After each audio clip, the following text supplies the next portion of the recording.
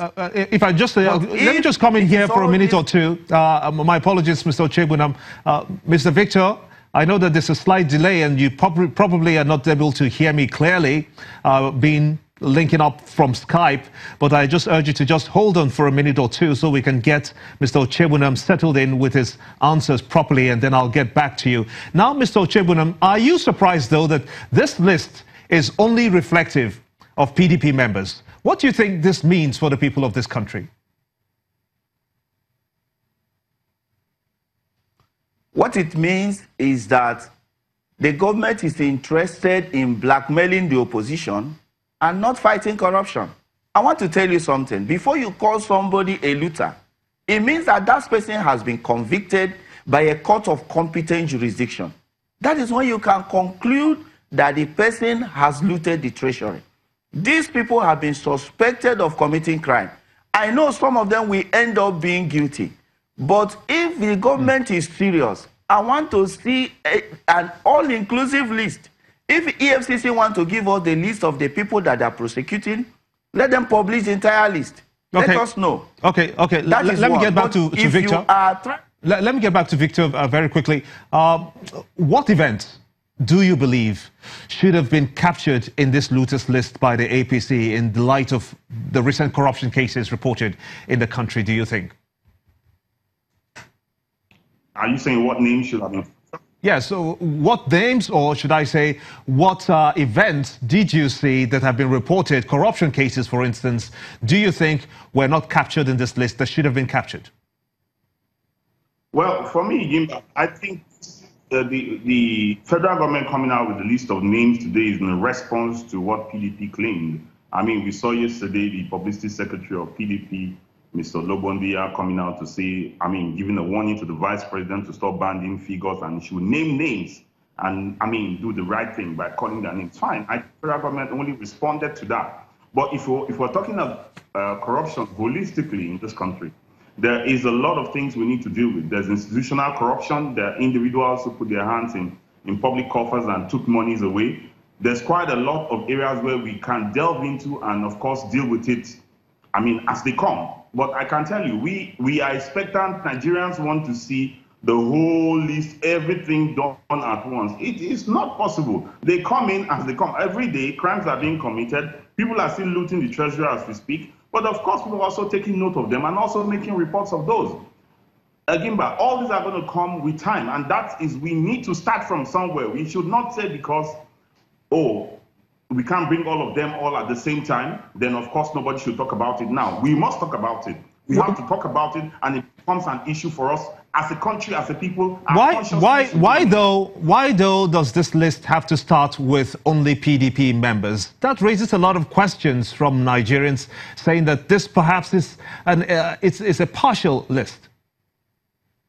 Gimba, Bukola Saraki is an APC member.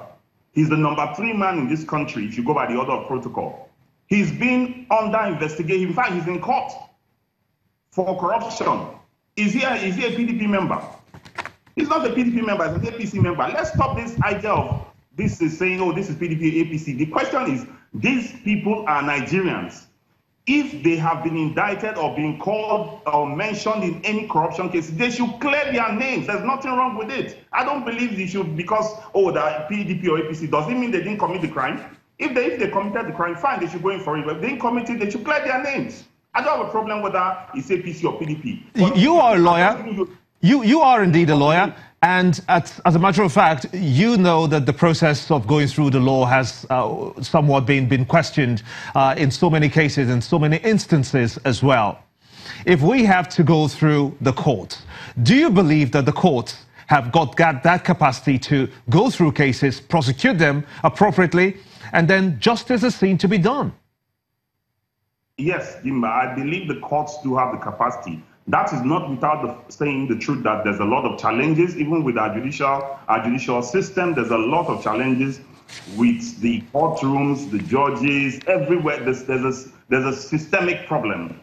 But we need to start from somewhere. Of course, they do secure convictions every now and then. We hear them, but that's scanty. That's the only problem. There's also a problem even with the institution prosecuting, because most of the corruption cases that we lose and lack of that found wanting for lack of diligent prosecution. And you have situations where I'll let you continue with your thoughts when we return after this break, where we'll also be looking at where corruption is endemic in Nigeria. Stay with us.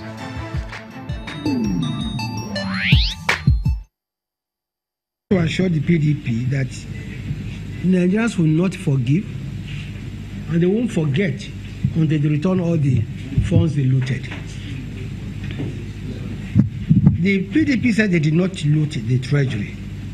Well, I'm sure they know that the treasury was looted dry under their watch.